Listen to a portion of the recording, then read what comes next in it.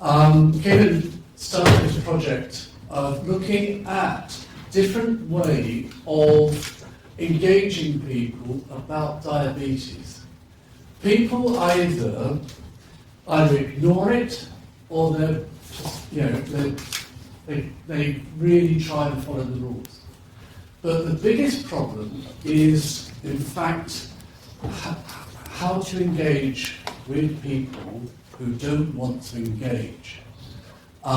So you hand out lots of publications, lots of pamphlets, and they're all thrown in the bin, or people, it's a Bible.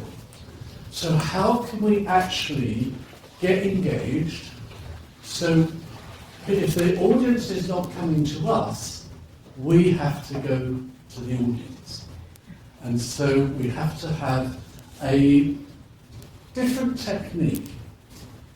And I think this is where you can Perfect. Well, hi everybody, my name is Keivan. I'm a senior lecturer and a healthcare professional pharmacist from School of Pharmacy. And Keith is one of the peer group representatives or champions. I'm a service champion, sorry, I should say. Yes, that has been helping School of Pharmacy, University of Lincoln with quite a number of engagements, activities with diabetes. Is there anybody in the room who does not know what diabetes is? All right, a little bit of background. As a healthcare professional, the way I'm trained, I look at figures saying that at the moment we have 4.7 million individuals with diabetes. As a matter of fact, about 1.2 million of them either at risk, diagnosed, they don't know, or they are yet to be diagnosed. And I would think, well, with the current guidelines, the problem is easy to be solved. You ask them to take the medication, you would have the shared decision-making processes, so the patients will be in charge of their condition with the help of multidisciplinary team of healthcare professionals. However, from Keith's point of view, well, from my point of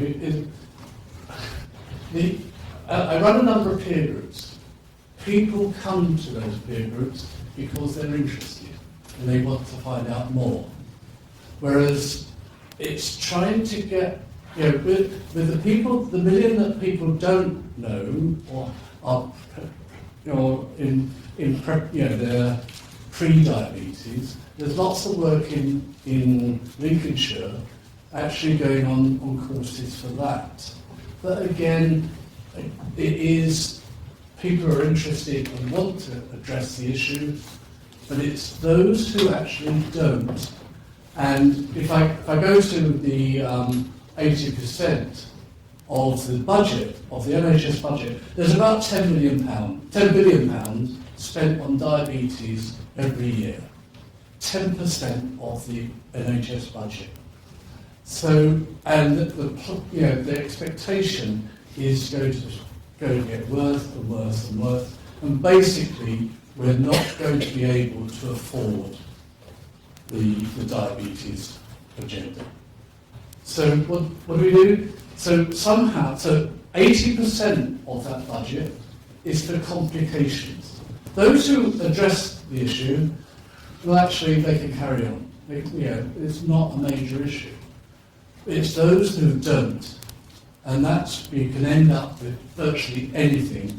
So it's amputation, it's kidneys, it's heart, it's stroke, it's this. Wherever the blood goes to, lo and behold, there's going to be a complication if you don't address the issue. And the idea that we wanted to have this research here is basically Lincoln County is one of the counties that has the highest prevalence of diabetes. There are pockets of deprivation, and there are areas that amputation rate is the highest at national level. So a little bit of a description of what we wanted to do was to apply forum theatre as a means to engage the individuals with the condition. Forum theatre is basically creating a scenario with a hero, that the hero would eventually fail at the end of the day. And we want the hero to fail because then audiences would be able to communicate with the actors and actresses on the stage and offer suggestions.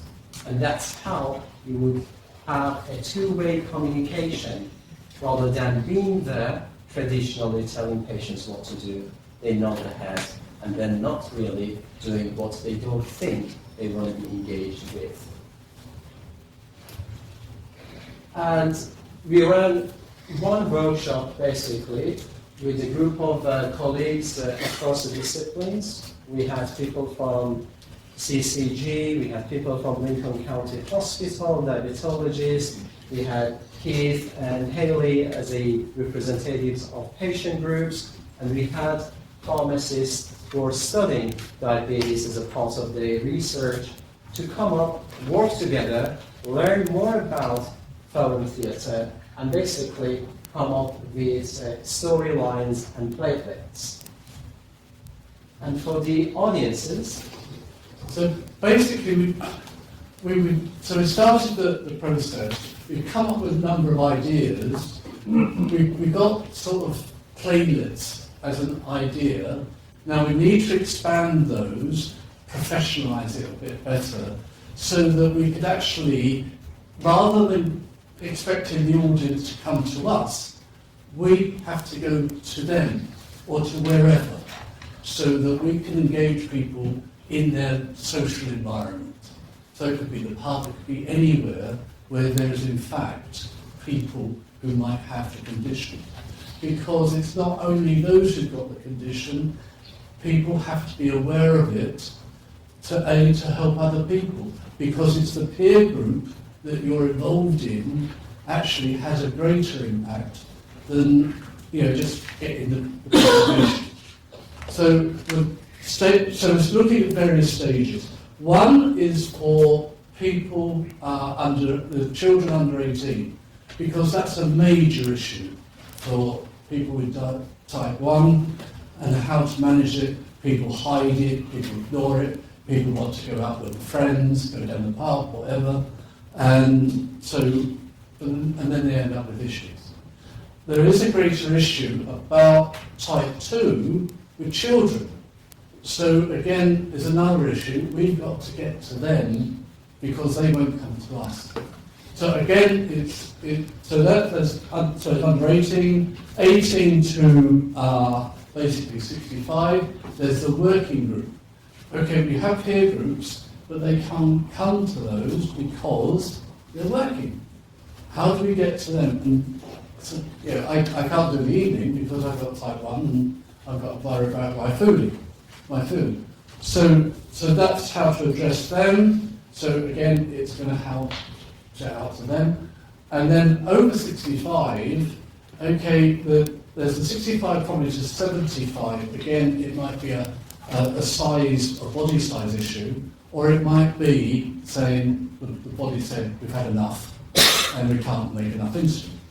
So those three types. But then we've got to look at social media, something I don't understand and appreciated it. Once upon a time I said, you kept your life private.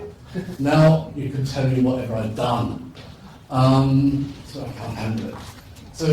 So that social media is another area. And I forgot the third. No, that's all right. You're doing great. Anyhow, if you're interested to know what happened during the workshop, we have created a 7-minute walk spa. This is the link. You're more than happy to have a look.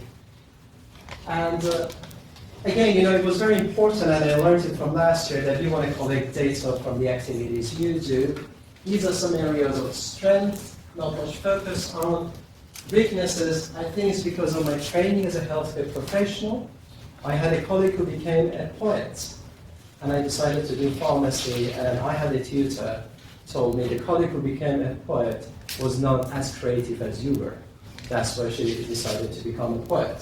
So I'm creative, but I understand sometimes I do not have that open mind to realize that when you set the venue, you rather go to the community and ask people, instead of asking people to come to the university, because I thought it's much more systematic, and that's the way I'm trained to do so. And future plans, basically, we are hoping to put a low-contrast application based on what we have gathered as a pilot data. The storylines we created, we want to let them mature and have them vetted by other group members through the activities that we are going to have with the help of Keith in July. And basically, at the end, I need to thank you and all these groups who helped, but most importantly, Sarah Harris, who has really been an angel, explaining things to a brain like mine several times. I'm never getting tired of this. Thank you very much.